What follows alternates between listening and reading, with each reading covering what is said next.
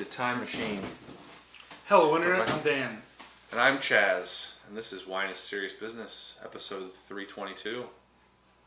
Oregon Pinot Noir. Sorry. I don't know why I was slow playing that. That's all right. We're drinking Oregon Pinot Noir from EIEIO.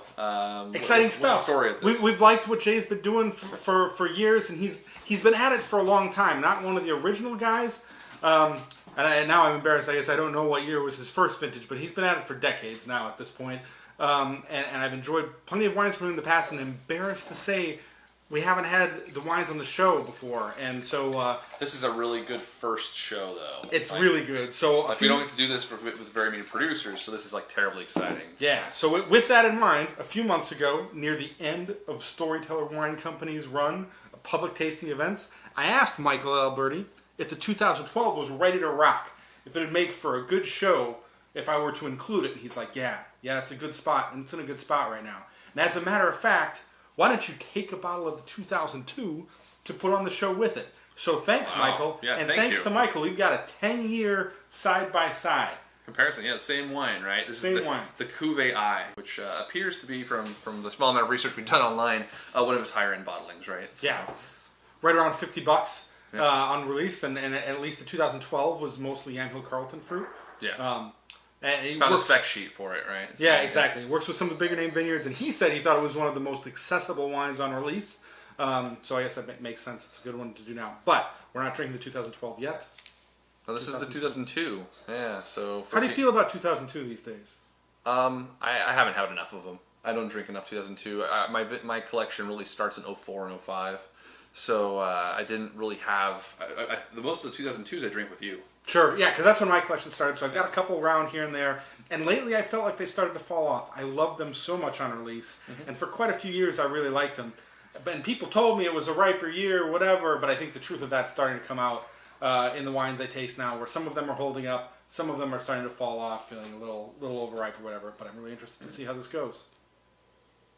This does not smell like it's falling off at all. This has great intensity.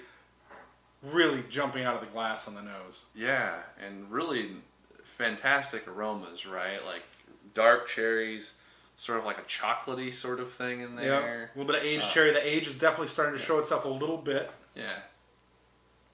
Yeah, like maybe like even dried cherries or something, you know. Raspberries, cranberries, lots of... Yeah, exactly. Like a whole bunch of fruit flavors, dried fruit flavors like that. There's like a little bit of that sort of mushroomy or like dried mushroom aroma that you can get in Oregon Pinot sometimes. Definitely a little earthiness, maybe even like a hint of like leather or something. It's got a very complex. It smells super complex. Yeah. Good Pinot Noir nose with a little age on it. Yeah, I really like it. Huh.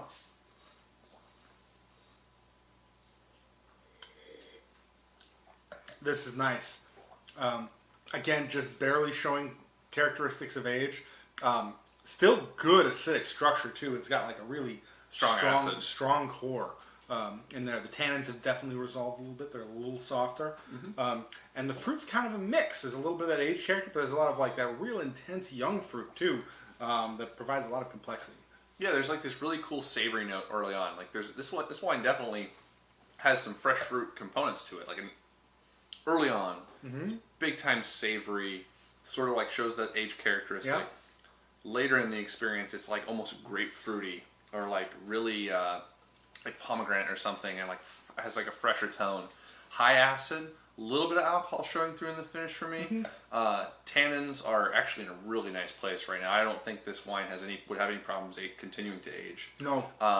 Yeah, this is a 2002 that's drinking nicely, right? Yeah, it's definitely healthy. I think probably shows that he selected the Cuvee or the Harvest or whatever, wasn't going for over the top ripeness here because there's no sense of flab or like the stewed fruits or anything that you can get into if you get too ripe.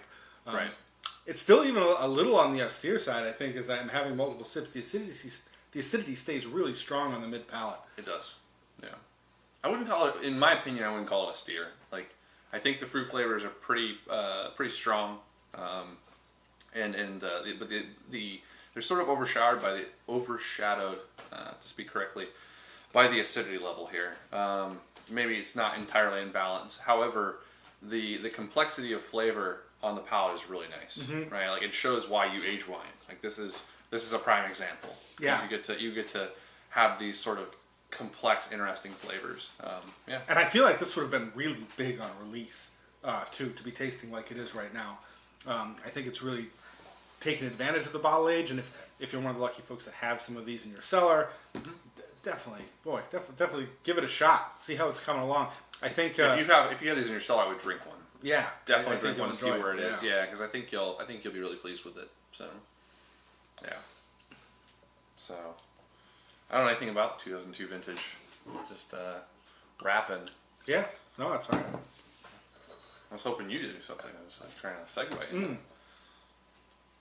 Sorry, I got the wine in my mouth. Yeah, my bad. I mean, enjoying what's going on. Trying to think about it. It's good.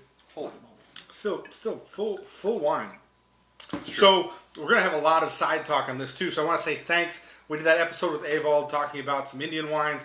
We got a lot of people. You got blown up, man. Shares and likes and follows. Yeah. From a lot of Indian folks and a lot of American folks. Some old fans as well. But I'm gonna give a bunch of shout outs here because it's great when people we've never met before get involved. Sorry about the pronunciation, but I assume you're used to Americans saying your names in embarrassing fashion. Hopefully you'll forgive me.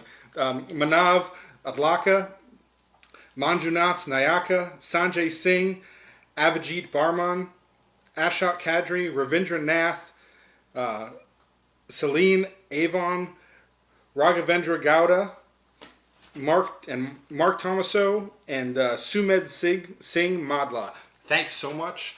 I hope you watch other episodes and enjoy learning about the great wines of Oregon. We certainly enjoyed some great wines from India. It's true. Those were fun. That was a really fun show to film. That Evald, I freaking love that dude. So. Yeah, always going to talk about it. Yeah. It's a very cool connection. We'll have a little more chatter after wine number 2. Yeah, so this is the same wine. 10 years down the road. 10 years down the road. Now it appears, based on the spec sheet, it's probably a barrel designation. I'm sure the fruit sources probably change year to year.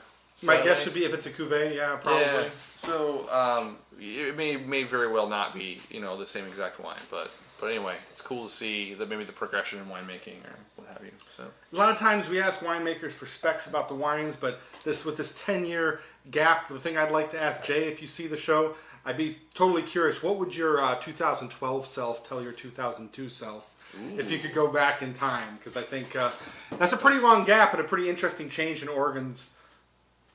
the Oregon wine scene during those 10 years too. I think that'd be fascinating conversations to have.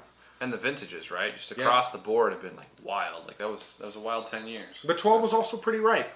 It was. I don't really know how it stacks up against 2002 number-wise. If we were professionals, we could tell you all about it. Right. But that is not what this show is. It's not what we do. Huh. The nose on this is so weird compared to the last one, right? Like the 2002 is so savory and like complex, and this is to be frank, it's like roses and kind of like cow poop or something. I mean, not like really. I'm not getting that. But okay. It's got a dank, earthy aroma to me. Sure. So I can see a little dankness. We have arguments about whether things do or do not smell like cow poop. Right. In other comparisons too. I guess this is where he goes. Me, I wouldn't here. I definitely feel it's a little more subdued. There's a little more herbal element going on here, where this was really jumping out of the glass. I think again showing the benefit of age. And this is more towards the cranberries, the darker, a little more tightly wound fruits, right? Like not quite as giving. Yeah, the fruit components here are really sort of or just like an undertone almost to the nose. It's really kind of crazy. I agree with the herbal components. It reminds me of little roses. It's just something earthy, and you could say it's not cow poop, but I'm a little funky. Yeah, something going on there. Something funky. Yeah. I'm also loving the color on this as I'm swirling around and staring through it. Beautiful wine. Really. Yeah. Boy, I totally get what he's talking about when he said this is accessible. Mm-hmm. Texturally, this is really soft on the palate right away. It feels full without feeling too heavy. And the structural elements, really deliver really nice, cool, slow evolution on the back end. I really like that. Mm-hmm. just big time fresh cherry like palate here, right? Like cherries, grapefruit, pomegranate. Again, strong acid, right? Like totally. Something that does with his wines. The tannins are in a nice place. Like actually, there's a little more balance to this wine than there was in the O2, which I find really nice. Definitely not. I mean, it's hard to compete with a wine that's 10 years older, right? There's definitely more complexity in the last wine. I was really surprised with the intensity level on that one, on the 2002. The 12 is nice. Yeah, it's good.